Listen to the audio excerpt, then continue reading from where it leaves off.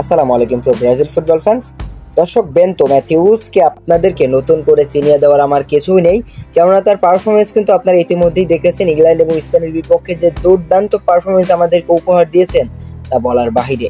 মূলত তারপর থেকে আসলে টাইম লাইনে আসেন এই গোলকিপার, এবং এই গোলকিপারকে নেওয়ার জন্য কিন্তু ইতিমধ্যেই 13টি ইউরোপের ক্লাব বেন্তো ম্যাথিউসকে পাওয়ার জন্য আগ্রহ প্রকাশ করেছে সোশ্যাল মিডিয়াতে, এবং ইন্টার মিলানকে আসলে ধরা হচ্ছিল তার পরবর্তী গন্তব্য। তবে এটা যেন অনিশ্চয়তার পথে এখন চলে গিয়েছে, কেননা বেন্তো ম্যাথিউসকে নেওয়ার জন্য ইন্টার মিলান সহ চেলসি, বেনফিকা, টটেনহ্যামের মতো অনেক বড় বড় ক্লাব কিন্তু তাকে নেওয়ার জন্য আগ্রহ প্রকাশ করেছে, এবং তাকে নেওয়ার জন্য কিন্তু তারা আপ্রাণ চেষ্টা করে যাচ্ছে। আগামী গ্রীষ্মে একটা বড় ট্রান্সফার ফি দেখতে পারবো আমরা এই বেন্তো ম্যাথিউসের জন্য।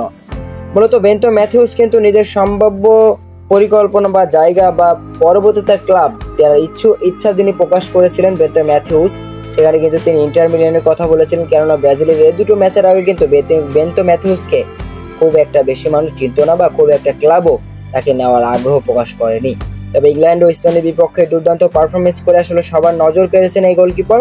সেজন্য আসলে তাকে নেওয়ার জন্য উঠে পড়ে লেগেছে ইউরোপের মোট 13টি ক্লাব। বেন্তো ম্যাথিউস তো চায় সে ইন্টার মিলানের হয়ে খেলুক, তবে আমি পার্সোনালি চাইবো অবশ্যই সে চেলসি অথবা টটেনহ্যামের মতো একটা ক্লাবে যাক, যাতে তার ক্যারিয়ারটা দীর্ঘস্থায়ী হয়। যদিও ইন্টার মিলান খারাপ না, তবে ইন্টার মিলানের হচ্ছে আমার মনে হয় প্রিমিয়ার লিগটা বেছে নিলে বেন্তো ম্যাথিউসের জন্য ভালো হবে। আপনার মতামত কি? অবশ্যই জানিয়ে দেবেন আমাদের ভিডিওর কমেন্ট বক্সে।